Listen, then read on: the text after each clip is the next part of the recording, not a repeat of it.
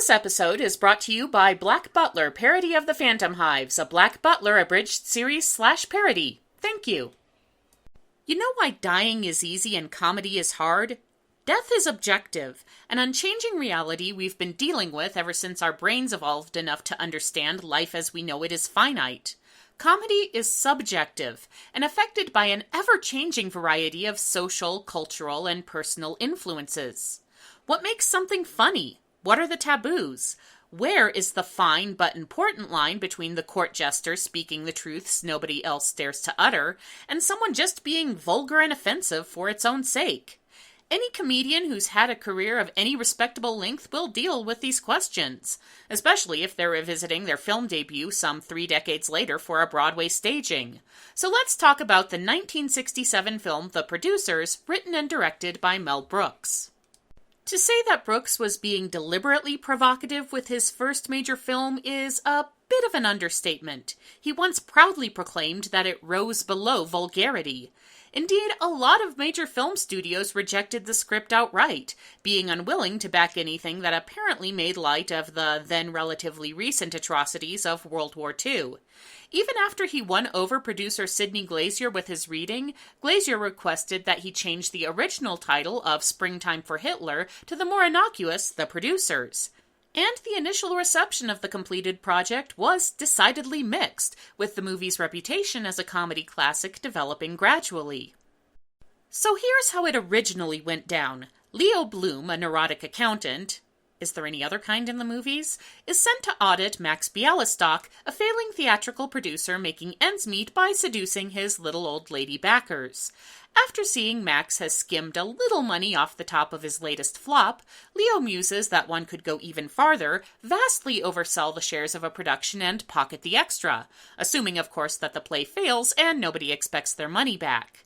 Max, who hasn't had a hit or anything resembling a scruple in years, is instantly enamored with the idea and enlists the only somewhat reluctant Leo as his accomplice in the scheme. They choose Springtime for Hitler, a lighthearted pro-Nazi romp written by German expatriate Franz Liebkind as their surefire failure, enlist the flamboyant Roger Debris to direct, and tap a hippie performance artist named Lorenzo Saint Dubois, note the initials, to play the title role. The opening night audience is appalled by the title number, but when they see LSD's spacey, drugged-out Hitler, they assume the whole thing is a comedy and the show is a hit. Max and Leo, along with Franz, who is infuriated that his beloved Führer has been made an object of ridicule, plot to blow up the theater in a last-ditch attempt to destroy the show, but they get caught in the explosion, are arrested, found incredibly guilty, and sent to prison, where they continue their scheme on the inmates and a new show, Prisoners of Love. Inevitably, some parts of The Producers have aged better than others, and that's best demonstrated by 2 major character differences between the screen and stage versions. The first is the hippy-dippy LSD. When The Producers was a then-contemporary comedy in 1967, this was a topical character. When adapting it for stage at the turn of the millennium, however, flower children were not only no longer a thing, but the action of the story was set several years earlier in 1959. Not exactly the era of peace and free love. So poor Lorenzo gets the boot. And for the purposes of the plot and the joke, having Roger Debris play Hitler as a Judy Garland-esque lounge singer works just as well. The second is Ulla, who you may have noticed I didn't even mention in my plot rundown. That's because she's a rather minor character in the film, a Swedish girl Max hires as a receptionist as a treat to himself after a long stretch of wooing his elderly backers. She doesn't speak English or type very well, but she's always down for a little hanky-panky and will go-go dance at the drop of a hat. And while the Swedish sex kitten trope is definitely dated, the joke is mostly harmless, as its main target is Max being his usual dirty bastard self. Still, it's not exactly leading lady material. Enter Ulla 2.0, still Swedish and sexy, but now also bilingual, an aspiring actress and a love interest for Leo. There's something you can sell to Tony voters as a lead role in a musical. But for the most part, The Producers still holds up over half a century later, mainly because Mel Brooks knows where to aim his punches. Take the opening scene where Max woos Hold Me, Touch Me. An immoral creep rooking a sweet old lady for money is, in and of itself, an unfunny situation.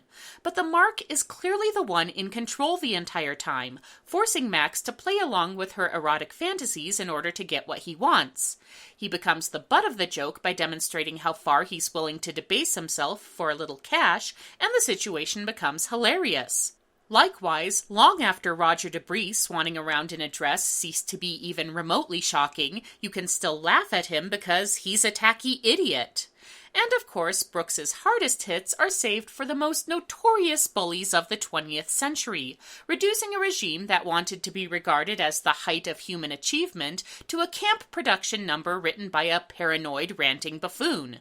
Gender roles and permissible social behavior may change, but dunking on Nazis never goes out of style. Make 'em laugh, make 'em laugh. Don't you know everyone wants to laugh? My dad said be an actor, my son, but be a comical one. They'll be standing in lines for those old honky-tonk monkey shines.